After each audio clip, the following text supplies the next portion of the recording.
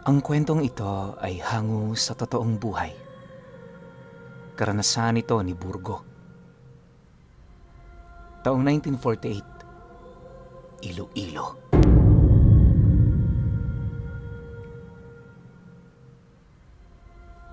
Itong mga panahong ito, kilala si Burgo sa kanilang baryo. Siga kasi siya doon, at kapag may mga dayong nananamantala sa kanyang mga kanayon, ay walang takot niyang binubugbog ang mga ito. Dahil doon, nadadala na rin ang mga siraulong mula sa ibang lugar na pumasok sa kanilang baryo. Sa kadahilanang ito, iginagalang siya ng mga tao at kapag may mga problema sila, walang pagdadalawang isip silang nanghihingi ng tulong kay Burgo. Alam din kasi nilang minsan na rin itong naging katulong ng mga babaylan nang ipagtanggol niya ang mga ito sa mga tulisan. Dahil walang pamilya si Burgo, mag-isa siyang nakatira sa kanyang kubo. Marami ang nagsusuhestyon na mag-asawa na siya, ngunit iniilingan na lang niya ito. Alam niya kasi sa kanyang sarili na hindi magiging tahimik ang kanilang pamilya dahil sa mga taong may galit din sa kanya. Upang matustusan naman ang kanyang pangangailangan, nagbebenta siya ng asin. Isang beses sa isang linggo, tumutungo siya sa kabilang bayan nila para umangkat ng asin. May kalabaw naman kasi siya at kangga na kanyang ginagamit sa pagbabiyahe.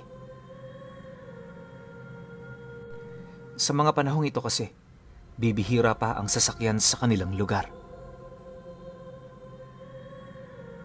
Isang beses, dahil alam naman niyang tatanghaliin siya, minabuti niyang magsimula na sa kanyang paglalakbay patungo sa kabilang bayan nila. Sumakay na lamang siya sa kanyang kangga na hinihila ng kalabaw. Dahil maliwanag ang buwan at wala ring mga ulap sa kalangitan, hindi na siya nagdala ng kanyang gasera.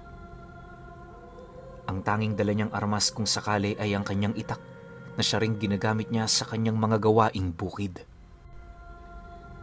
Dinala na rin niya ang maliit na supot niyang may lamang 9 na maliliit na bato.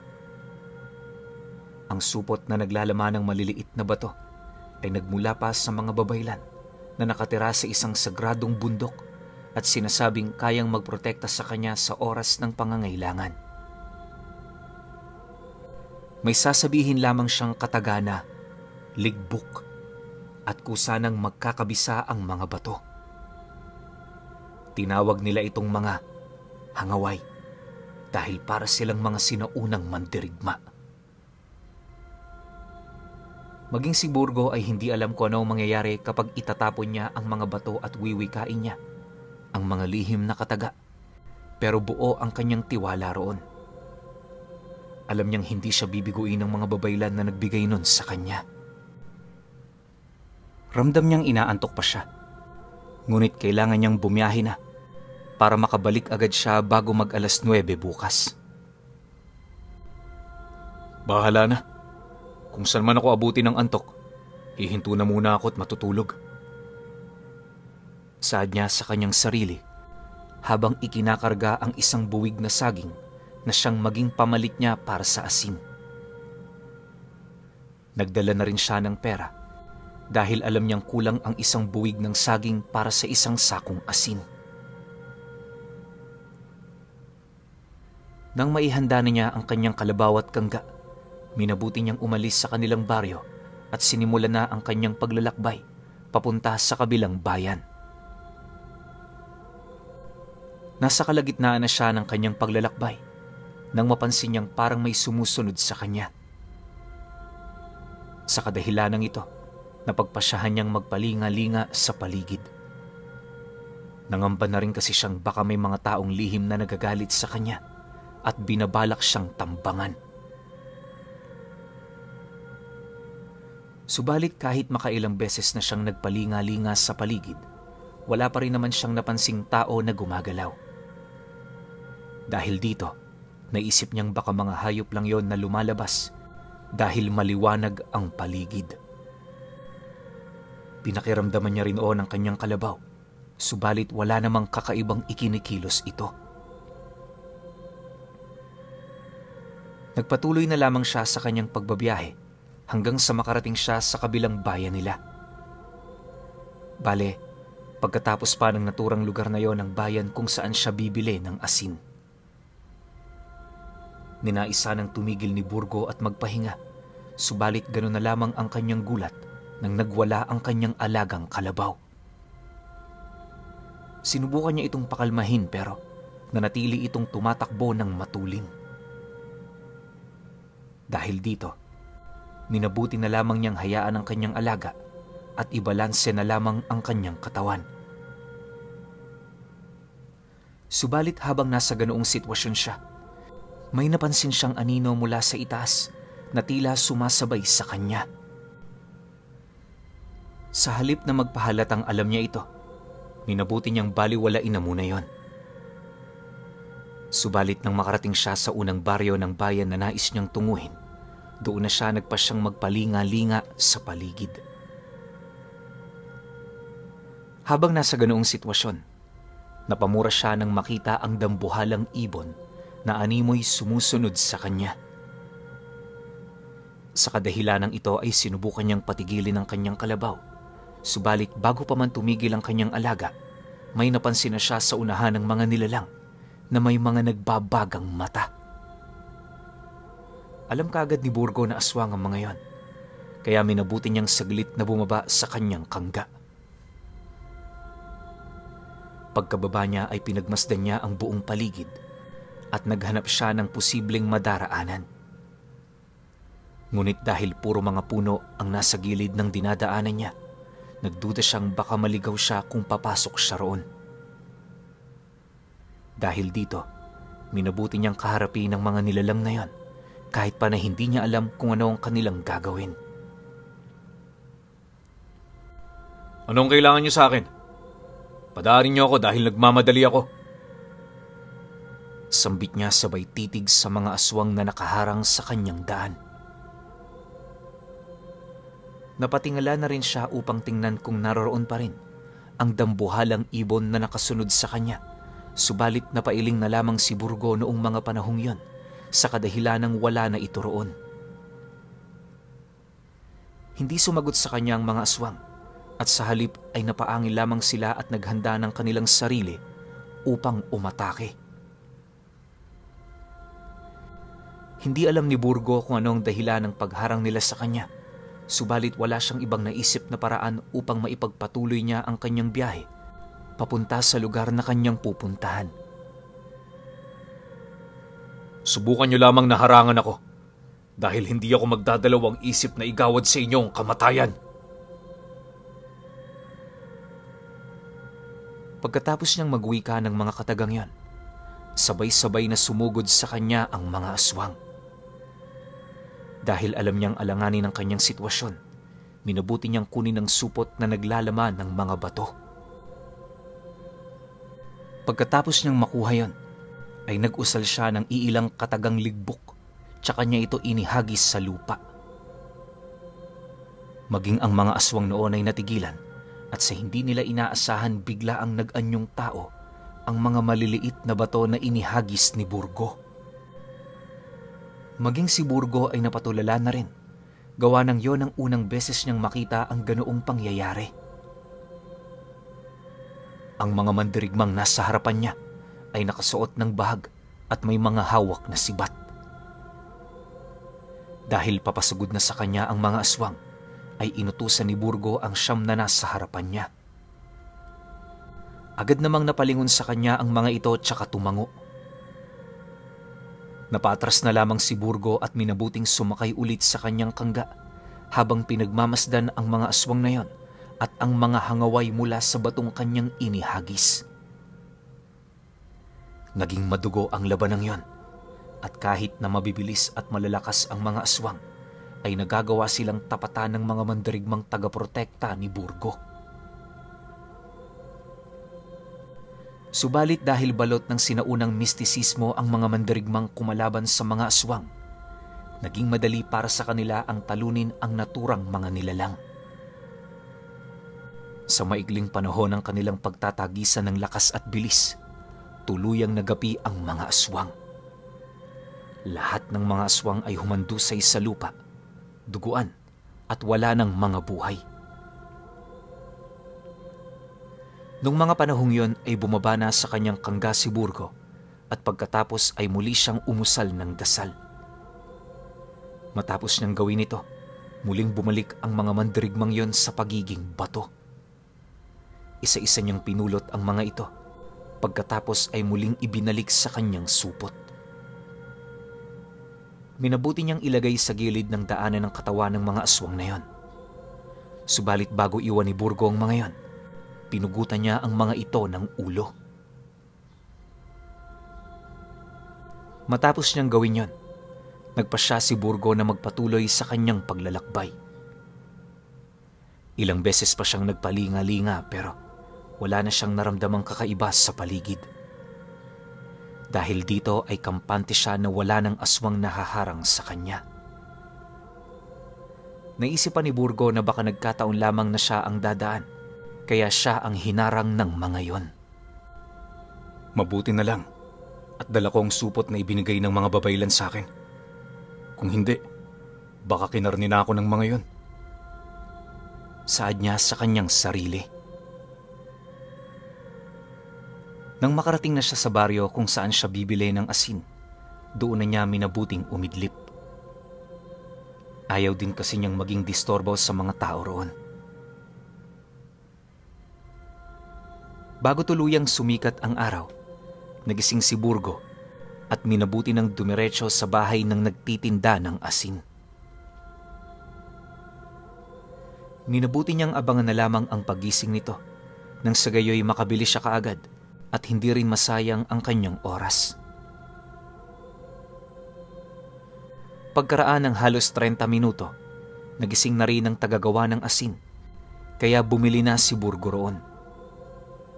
Nabigyan pa siya ng pasobrang 5 ganta ng asin dahil sa mga dala nitong saging. Nagpasalamat naman ang tindero dahil sa saging na kanyang ipinagpalit sa asin. Akmang aalis na sana siya nang bigla ang magtanong ang tindero sa kanya kung wala siyang naranasang kakaiba sa daan. Noong una ay ayaw sanang magkwento ni Burgo, ngunit dahil naisip niyang baka may alam ito sa mga aswang na humarang sa kanya, nagpasya siyang sabihin sa kanya ang patungkol sa mga nilalang na yon at kung ano ang kanilang naging kapalaran. Napailing na lamang ang tagagawa ng asin, sabay sabi ng, dapat lang yun sa grupo nila. Sila rin kasi ang nananalasa at pumapatay sa mga alagang hayop ng mga taga rito. Saad niya.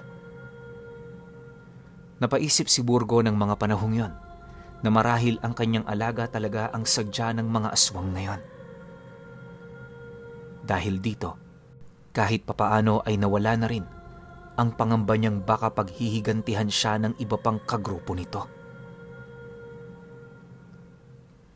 Matapos ang kanilang maikling usapan, umalis si Burgo sa baryong yon at umuwi na sa kanilang bayan. Habang pauwi, natanaw pa rin niya ang mga bangkay na nasa gilid ng daan. Ninais sana niyang tingnan ang mga itsura nila, ngunit alam niyang kapag ginawa niya yon, maghihinala ang ibang tao na siya ang pumatay sa mga yon. Sa kadahilanang ito, dumiretso na lamang siya sa kanyang pag-uwi. Pagkaraan ng ilang oras, matapos ang ilang beses na paghinto upang pakainin at painumin ang kanyang alagang kalabaw, tuluyan na rin siyang nakarating sa kanilang bayan. Dahil yon ang araw ng kanilang pamamalengke, sobrang dami ng mga tao roon. Tiningnan pa ni Burgo kung may kanayon siya roon, ngunit wala siyang makitang kababaryo niya. Uuwi na sana si Burgo sa kanilang baryo, subalit may narinig siyang nag-uusap patungkol sa mga alagang baka at kambing na winakwak ang tiyan at kinuha ang mga laman loob tsaka sinipsip ang dugo. Dahil dito ay naintriga siya, kaya minabuti niyang bumaba na muna sa kanyang kangga at magtanong-tanong. Sakto namang paalis na ang isang lalaki mula sa kumpol ng mga taong yon, kaya tinawag siya ni Burgo at tinanong ng karagdagang detalye patungkol sa kanyang narinig. Ganun na lamang ang gulat ni Burgo nang mapag-alaman niyang ilang linggo na palang nangyayari yon. At halos lahat ng mga liblib na nayon ay may mga alagang hayop nang nambiktima ng mga aswang. Sa pagkakaalam ni Burgo ay wala pa namang gaanong kaso sa kanilang baryo at wala ring napapabalitang mga alagang hayop na pinatay, kaya napaisip siyang baka ang baryo na nila ang susunod na aatakihin ng mga aswang. Kinakailangan kong maghanda. Hindi lahat ng mga kanayon ko ay may kasanayan sa pakikipaglaban. Kinakailangan kong mapangalagaan ang kapwa ko laban sa mga aswang na yan. Wika niya sa kanyang sarili. Noong mismong panahong yon, minabuti niyang umuwi na lamang at ibalita sa kanyang mga kanayon ang nasagap niyang impormasyon sa bayan. Pagdating niya sa kanilang baryo, ay nagkataon na nakaabang na ang mga kanayo niya para bumili ng asin. Dahil dito, nagkaroon na rin ng pagkakataon si Burgo upang sabihin sa mga kanayo niya ang kanyang nalaman.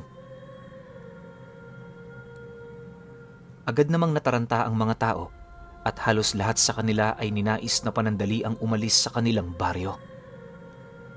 May iilan namang nagwika na lalabanan nila ang mga aswang kapag nakarating na ang mga ito sa kanilang baryo. Dahil dito, nagwika na rin si Burgo. Huwag kayong mabahala. Kung magtutulong-tulong tayo, siguradong walang mga hayop o kahit tao mabibiktima ng mga aswang na yan. Isa pa, hindi ko kayo pababayaan. Sambit ni Burgo. Matapos niyang magsalita, natahimik ang mga tao at kahit papaano ay nakampante. Pinayuhan pa sila ni Burgo na maglagay na lamang ng asin sa tapat ng kanilang mga bintana at pintuan upang kahit papaano ay hindi makapasok sa kani-kanilang bahay ang mga aswang. Dahil maraming kanayo niya ang nababahala, agad ding naubos ang asin ni Burgo. Subalit sa halip na matuwa, nakaramdam siya ng awa sa mga ito. Alam kasi niyang kung sila-sila lamang ay magagawa silang ubusin ng mga aswang, lalo na kung matataas na uri ang mga ito. Nagpasya na rin si Burgo na umuwi at ihanda ang kanyang sarili. Hinasa niya ang kanyang itak at inihanda na rin niya ang kanyang buntot ng pagi. Naisipan niya kasing pagsapit ng dilim, magsisimula siyang rumonda upang malaman niya kung may mga aswang sa kanilang paligid. Kinagabihan pagpatak ng 6:00 ng gabi, ay nakapwesto na sa labas ng kanyang bahay si Burgo. Sinigurado na muna niyang walang mga aswang sa paligid ng kanyang tirahan at maging sa kulungan ng kanyang mga manok. Pagkatapos niyang gawin yon, nagpasya siyang maglibot sa kanilang baryo. Nung mga oras na yon, dala niya ang kanyang supot na may lamang 9 na maliliit na bato. Dala rin niya ang kanyang itak na bagong hasa at ang buntot ng pagi. Huwag lamang kayong magkakamaling umapak dito sa aming baryo, dahil sisiguruhin kong walang matitirang buhay sa inyo. Gumala siya sa buong baryo at may mangilan-ngilan siyang nakasabay na mga lalaki. Napagkasunduan nilang wag silang matutulog hanggang sa sumikat ang araw, nang sa gayoy ay masiguro nila ang kaligtasan ng kanilang nayon. Maging ang kapitan del baryo ay naroroon din at rumoronda kasama ang kanyang mga kabarangay. Dahil alam ni Burgo na malalaman ang kanyang lihim patungkol sa kanyang mga hukbo na buhat sa maliliit na bato, minabuti niyang rumonda ng mag-isa. Napagpasyahan niyang pumunta sa pinakadulong bahagi ng kanilang nayon at doon na muna rumonda. Saktong pagkarating niya roon, naramdaman niyang bigla ang umalinsangan ang panahon. Dahil dito naging alerto siya sa kanyang paligid, lalo pa at may naulinigan siyang mga pagtahol at alulong ng mga aso mula sa malayo. Paniguradong tutunguhin nila ang aming baryo. Sa bawat gabi ay umuusad sila ng isang baryo, kaya kung hindi ako nagkakamali, dito naman sa aming baryo aatake ang mga aswang na yan. Sambit niya. Upang hindi siya madaling makita, nagpasya si Burgo na pumuesto sa masukal na bahagi. Subalit hindi pa man siya nagtagal doon, biglaan siyang nakarinig ng mga kaluskos na tila papalapit sa kanyang pwesto. Sinipat niya ng maigi ang buong paligid at hindi naman siya nahirapan dahil nakita kaagad niya ang grupo ng mga nilalang na mabibilis na gumalaw. Animoy rumuronda rin ito sa buong baryo nila at may kung anong inaalam. Naging malakas ang kutob ni Burgo na mga aswang ang mga yon. Kaya lumabas siya sa kanyang pinagkukublian at binilisan din ang kanyang paglalakad. Akmang sisigaw na sana siya upang ipaalam sa kanyang mga kanayon na may mga aswang nang naroroon. Subalit natigilan siya, tsaka mabilis na napalingon sa kanyang likuran. Ganun na lamang ang gulat ni Burgo nang makita niyang may 4 na mga nilalang na naroroon na may nagbabagang mga mata. Umaangi lang ang mga ito na parang mababangis na hayop. Totoo ngang may mga aswang na nananalasa sa mga liblib na baryo. Pero ito na ang magiging huling gabi ninyo. Saktong pag-uwi ni Burgo ng mga katagang yon, humakbang siya ng pasulong sa mga nilalang at hinampalo sila ng buntot ng pagi. Agad namang nakaiwas ang iilan sa kanila, ngunit ang isang napuruhan ay napaungol dahil sa sobrang kirot. Akmang lalapitan na sana yon ni Burgo upang tagain, ngunit sumugod sa kanya ang 3 aswang. Dahil dito ibinaling ni Burgo ang kanyang pansin sa kanila. Gawa ng sabay-sabay silang sumugod at 2 panlaban lamang ang kanyang hawak na gawang makailag ng isang aswang. Ang isa namang nagawa niyang tagainay na sugatan sa balikat, kaya panandali ang natigilan. Ang hinagupit niya ng buntot ng pagi ay napasapo na lamang sa dibdib nito habang mabalasik na nakatitig sa kanya. Nung mga oras na yon, napansin ni Burgo na papalapit na rin sa kanila ang iba pang mga nilalang na may mga mapupulang mga mata, kaya wala na rin siyang mapagpipilian. Bago pa man tuluyang makalapit sa kanila ang iba pang aswang, kinuha na ni Burgo ang mga batong nakapaloob sa kanyang supot. Itinapon niya ito sa lupa at nagpasyang usalin ang iilang katagang ligbok upang mabuhay ang mga bato. Noong maging tao na ang mga bato ay nilabanan nila ang mga aswang na naroroon. Si Burgo naman, dahil alam niyang may posibilidad na marami pa ang mga aswang na paparating, tumulong na rin siya sa pakikipaglaban sa mga aswang. Minabuti niyang unahing paslangin ang mga aswang na kanyang unang nakalaban. Dahil hindi naman siya nag-iisa, naging madali para kay Burgo ang patayin ng mga aswang na yon. Kahit pa na maliliksi sila kung gumalaw, wala ring naging laban ng iba pang mga aswang dahil nagagawa silang tapatan ng 9 na kasamahan ni Burgo. Ang bawat aswang na nasusugatan ng kanilang mga sibat ay nabubuwal na lamang sa lupa at kalaunay nagiging abo. Maging si Burgo ay manghang-mangha dahil sa ipinamalas ng mga mandirigma niya. Sa maikling panahon, lahat ng mga aswang na sumugod sa kanila ay nagawa nilang patayin. Ang tanging natitirang ebidensya roon ay ang mga abong nagkalat, ang mga katawan ng pinatay ni Burgo at ang mga tilamsik ng dugo sa lupa. Upang makasigurong wala ng aswang sa paligid, inutusan ni Burgo ang 9 na rumonda sa buong nayon. Nababahala pa siya na baka makita sila ng mga ito, pero nangausap ang isa sa kanila sa pamamagitan ng isipan na may taglay silang likas na tagabulag. Dahil dito naging kampante na rin si Burgo at sinabi na lamang niya sa mga ito na huwag magtatagal. Nang masiguro ni Burgo na wala ng mga aswang sa nayo nila, minabuti niyang umuwi. Hinayaan na lamang muna niyang rumonda ang 9 na hangaway upang masiguro ang kaligtasan ng mga tao. Makaraan lamang ang ilang sandali ay nakabalik na rin ang mga ito, kaya inusal na niya ang dasal para muli silang maging maliit na bato. Marami sa kanyang mga kanayon ang hindi alamang pananalasa ng aswang ng gabing yon. Maging ang mga kalalakihang rumoronda ay hindi rin nalaman ang patungkol sa pagkakapaslang sa mga aswang na yon. Inakala ni Burgo na wala ng aswang ang maglalakas loob na lumusob sa kanilang baryo. Subalit makalipas ang ilang araw, gawa ng papalapit na ng papalapit ang kabilugan ng buwan, naging panay din ang alulong ng mga aso at ang mga kaluskos sa buong nayo nila.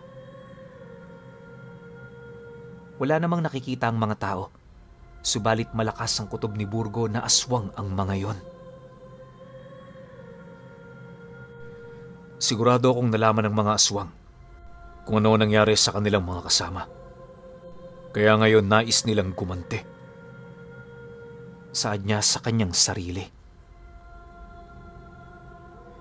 Dahil dito, nagpasya si Burgo na lumabas at alamin kung ano talaga ang dahilan ng pag-alulong ng aso at maging yung mga kaluskos sa paligid. Dinala na lamang niya ang kanyang itak at buntot ng pagi na siyang magiging armas niya kung sakali man. Sakto namang pagkalabas niya, napansin kaagad niya ang 2 nilalang na mabibilis na gumagalaw. Alam niyang mga aswang ang mga yon base sa kanilang tindig, kaya hindi na nagdalawang isip si Burgo na pakawala ng kanyang mga batong hangaway. Pagkatapos na maging tao ng mga batong yon, inutusan sila ni Burgo na alamin kung ano talaga ang nangyayari. Habang wala naman ang 9 na mandirigma, minabuti ni Burgo na magmasid-masid sa paligid.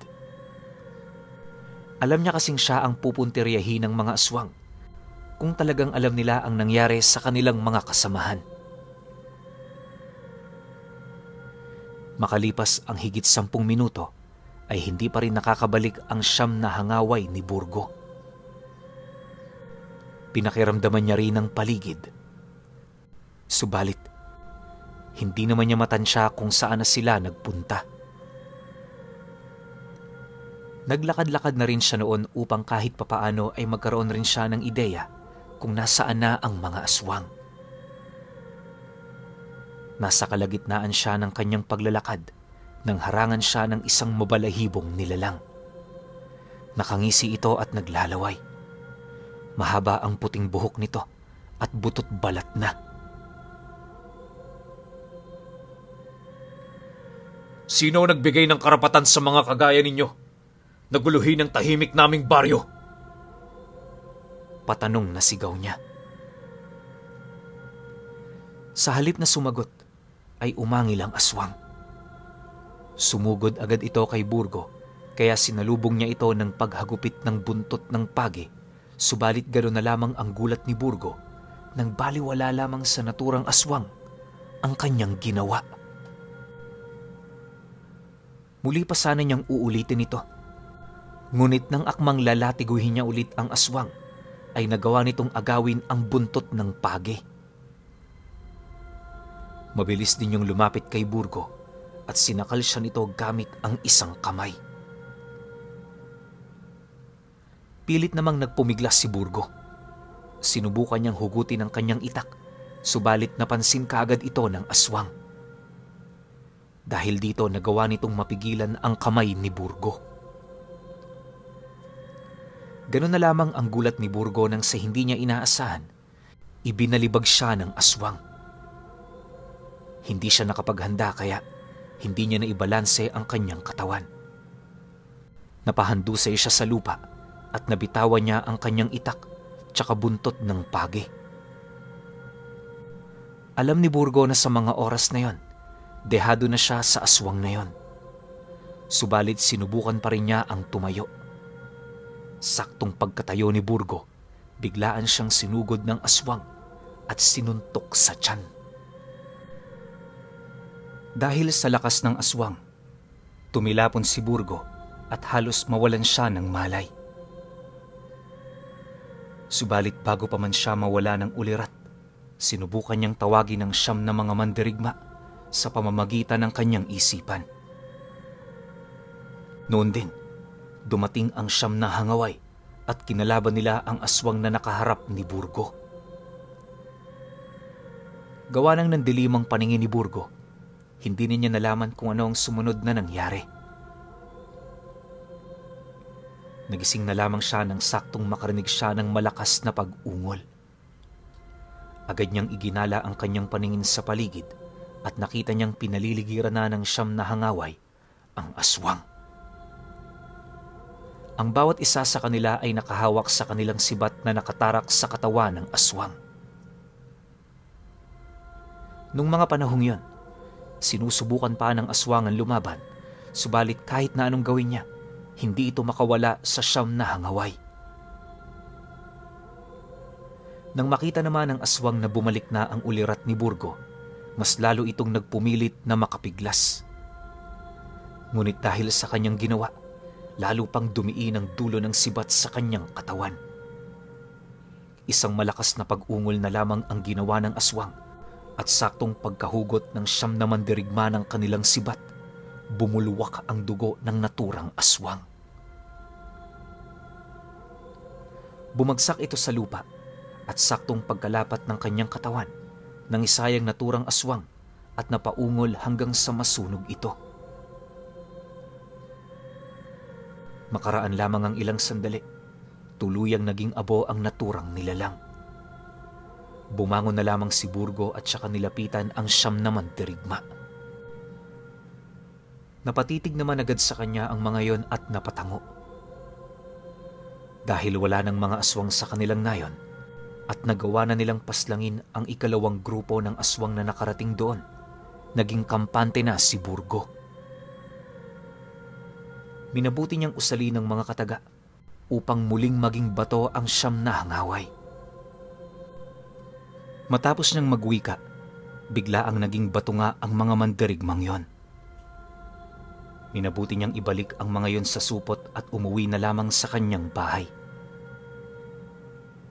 Dahil sa nangyari, alam ni Burgo sa kanyang sarili na kayang-kaya niyang labanan kahit na ang buong angkan pa ng mga aswang.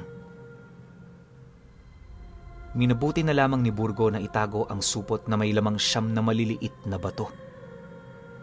Ganun na lamang ang kanyang pasasalamat sa mga babaylan dahil sa ipinagkaloob nila sa kanya. Dahil walang asawa si Burgo, nagpasya siyang hanapin na lamang ang siyang pwedeng pagpasahan niya ng gamit niya. Kahit pa na ayaw niyang bitawan yon hanggang sa kamatayan niya, naisip niyang mas marami pang tao ang siyang labis na nangangailangan ng kaagapay, lalo pa at nagiging peligroso na ang panahon. Mabuti na lang, noong nagkaraan ng banta ng aswang sa kanilang lugar, ay naroroon si Burgo at ang 9 na mandirigmang hangaway.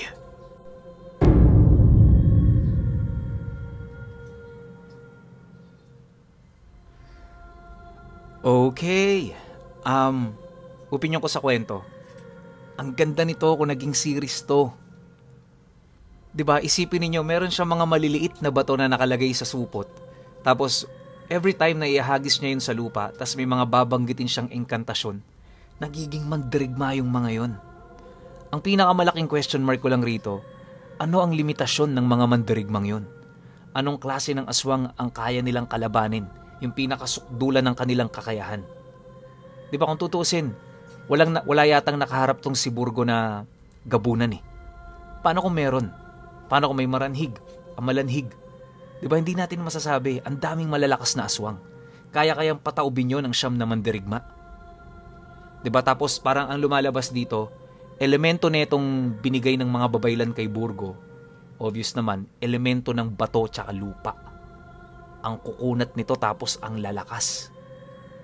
Di ba ang ganda sana nito kung marami pa tayong detalyeng nakuha? Kasi kung tutusin, ngayon lang ako nakarinig ng ganitong klase ng kagamitan na ibinigay ng babaylan. Di ba nagiging tao, nagiging mandirigma? Di ko lang alam kung may physical form to pero kasi ang sabi dito sa kwento, hindi to nakikita ng ordinaryong mata ng mga tao. Siguro may mga third eye nakikita to. Pero yung mga wala, malamang hindi. Diba? Sayang lang no, isang episode lang to. Pero overall, sobrang angas na angas ako sa kwento. Siksik na siksik sa bakbakan, walang pahinga. Ang ganda. Basta wala ko ibang masabi kundi ang ganda. Pero syempre kayo pa rin. Kung may opinion kayo sa kwentong ito, comment nyo lang sa baba. Yun lang. Hanggang sa susunod na kwento. Salamat.